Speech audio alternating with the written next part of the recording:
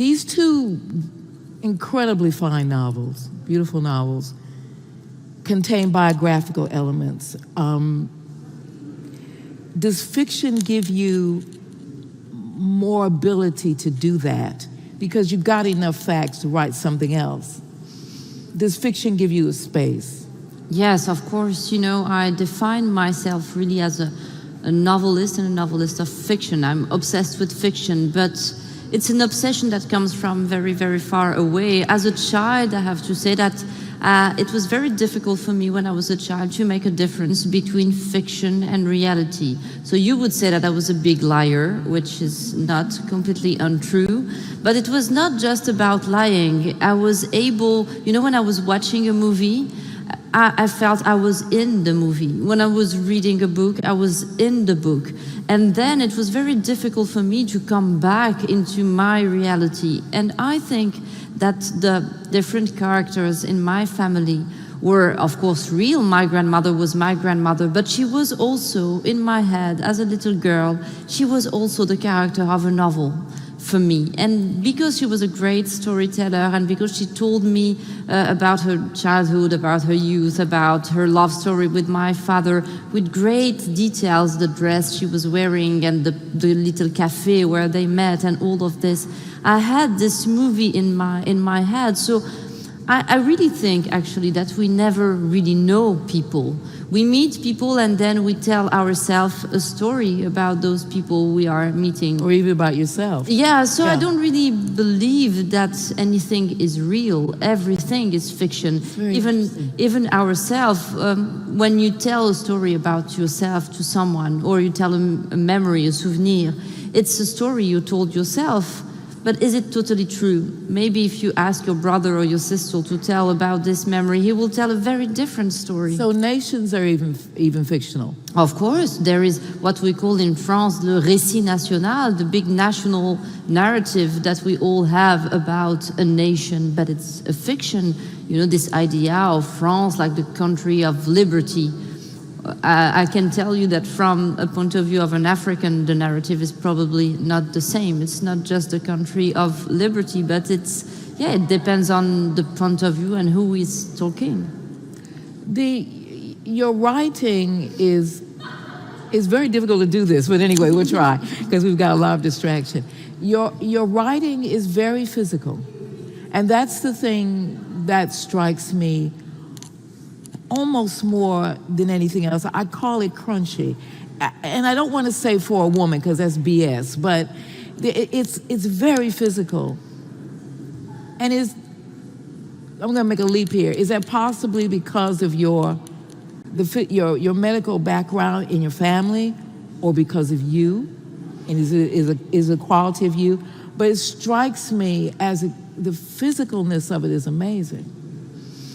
I think, yes, it has to do with the medical background. So my mother was a doctor, as her brother, her sister, and the people they married. So they were all doctors. So I remember when I was a child, the Christmas dinner, it was all about, oh, yesterday I did a surgery with da-da-da, and they were all, you know, sharing medical experience, and sometimes it was really shocking. So you had to go there. Yeah, exactly. So, and I was not afraid of the body. I remember when I was a kid, when we killed the sheep for the Eid al-Kabir, for the Muslim ritual, my mother, she used to take the body of the animal and to show us, this is the heart, this is an artery, this is how the blood is going. She used to take water to show us. So I was... How young were you when this happened? Maybe 7 or 8. Mm-hmm. And I was at the same time very impressed and fascinated by how beautiful and magical the body was. And I was not afraid.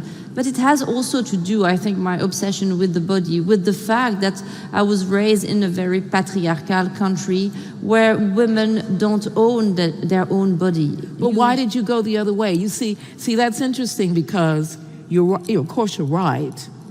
And the way that maybe a lot of people would have gone was to not go there. I mean, you talk about the vagina, you talk about being inside the vagina, you talk about what a man feels like being inside of a woman, what the back of a woman's neck is like, what is happening on a woman's feet. I mean, there's a scene there's a moment where you talk about, and I've never ever seen this before in my life. This woman takes the hijab off, and her hair comes down to her back, and it's full of knits and that, and you think, oh, whoa, and you enter a man's consciousness, the male consciousness, in a very physical way, which is interesting to me. It's very interesting, and so now I sort of understand the imperative that your fiction drives you to do that. Exactly, and because everything that was related to the body was shameful, was forbidden, was dirty, and we were not allowed to speak about that because, in Morocco, sexual intercourse outside marriage is forbidden, and a woman is supposed to be a virgin or a married woman. And you're not supposed to speak about your body, you're not supposed to show your body, but at the same time, when women are together alone and there are no men, we speak about that all the time. We So you've outed all that, basically. Yeah, of course. And I wanted to, and also I think maybe I wanted to shock or to provoke. I want to speak about this thing because I think it's beautiful and I think it's very significant. And sometimes you can tell a lot about someone just by describing his hand or describing his face or the way he touches his hair. But I think you're right. I think what I want to sort of tease out is it seems to me in your fiction there's a need to do that. It's not you are describing anything. That in and of itself is what the fiction is.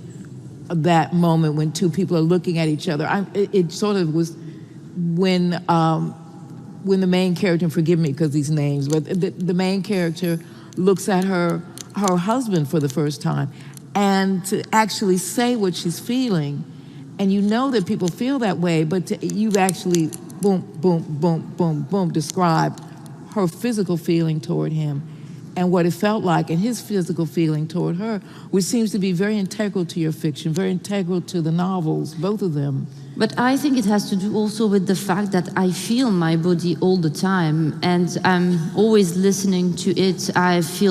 Sometimes I feel ashamed, I feel uncomfortable, I feel a lot of things through my body. And I remember when I met my publisher, one day I was writing a novel and he asked me, so where are you in the novel? Can you tell me about the story?